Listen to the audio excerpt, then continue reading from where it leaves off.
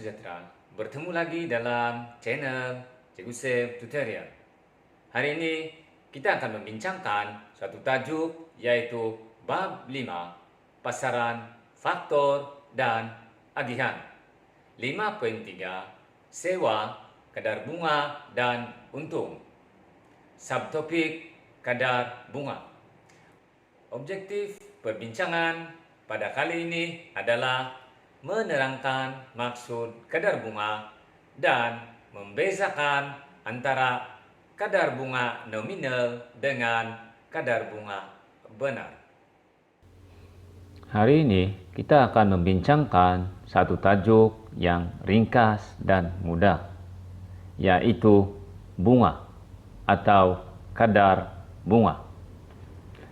Bunga merupakan bayaran kepada pemilik faktor pengeluaran modal dan selalunya dinyatakan dalam peratusan atau kadar.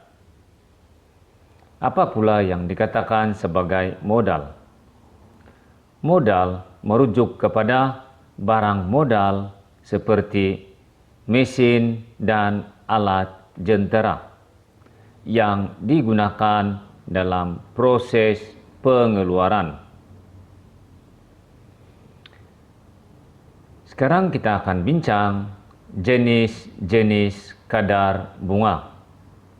Terdapat dua jenis kadar bunga, yaitu kadar bunga nominal dan kadar bunga benar. Kita akan bincangkan dahulu apa itu kadar bunga nominal. Kadar bunga nominal merupakan kadar bunga semasa yang terdapat dalam pasaran. Kadar bunga ini boleh berubah dari masa ke semasa mengikut keadaan pasaran. Jika kadar bunga di pasaran adalah 10%, maka itu adalah kadar bunga nominal. Yang kedua adalah kadar bunga benar.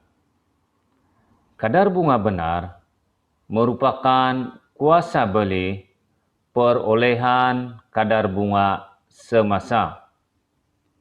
Dan kalau kita lihat, kadar bunga benar merupakan perbezaan antara kadar bunga nominal dengan kadar inflasi. Dan ini boleh dikira dengan mudah menggunakan rumus kadar bunga benar. Berikut adalah rumus kadar bunga benar, yaitu kadar bunga benar bersamaan dengan kadar bunga nominal tolak kadar inflasi.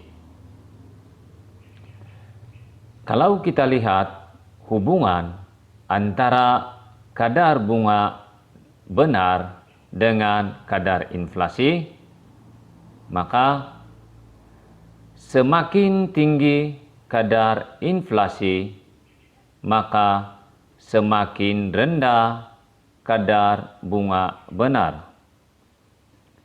Sebaliknya, semakin rendah kadar inflasi, maka semakin tinggi kadar bunga benar. Sekarang kita akan melihat satu contoh pengiraan. Merujuk kepada jadwal berikut, pada tahun 1, kadar bunga nominal adalah 7% dan kadar inflasi adalah 3%.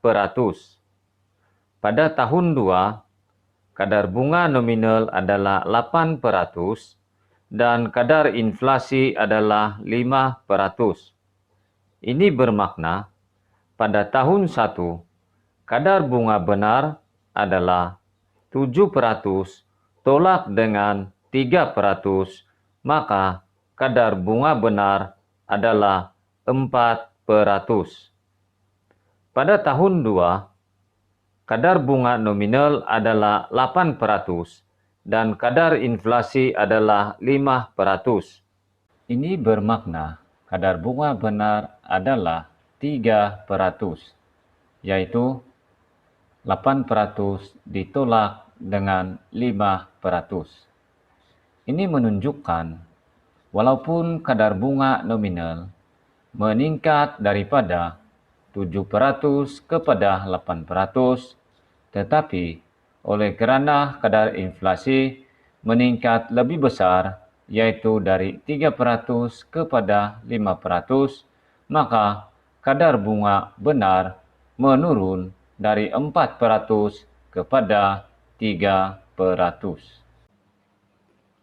Sekarang kita akan lihat satu contoh soalan objektif. Soalannya berbunyi seperti ini. Kadar bunga benar ialah E. Kadar bunga yang diterima oleh pemilik faktor pengeluaran modal. B. Kadar inflasi ditolak kadar bunga nominal. C. Kadar bunga nominal ditolak kadar inflasi. D. Kadar bunga yang dibayar dalam pasaran.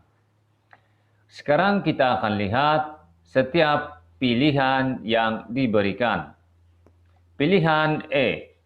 Kadar bunga yang diterima oleh pemilik faktor pengeluaran modal.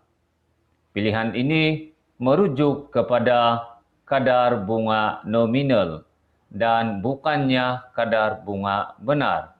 Maka ini bukan jawapan. B. Kadar inflasi ditolak kadar bunga nominal. Rumus ini sebenarnya diterbalikkan daripada rumus kadar bunga benar. Maka rumus ini tidak dapat mencari kadar bunga benar. Maka ini bukan jawapan. C. Kadar bunga nominal ditolak kadar inflasi. Ini merujuk kepada konsep kadar bunga benar, yaitu perbezaan di antara kadar bunga nominal dengan kadar inflasi. Dan rumus kadar bunga benar adalah kadar bunga nominal ditolak kadar inflasi. Maka C adalah pilihan jawapan yang tepat. Manakala D, kadar bunga yang dibayar dalam pasaran. Pilihan ini juga merujuk kepada kadar bunga nominal. Maka pilihan D juga bukan jawapan. Semoga perbincangan ini dapat memberi kefahaman kepada pelajar-pelajar berkaitan dengan kadar bunga nominal dengan kadar bunga benar. Sekian pertemuan pada kali ini dan bertemu lagi pada tutorial yang akan datang. Sekian dan terima kasih.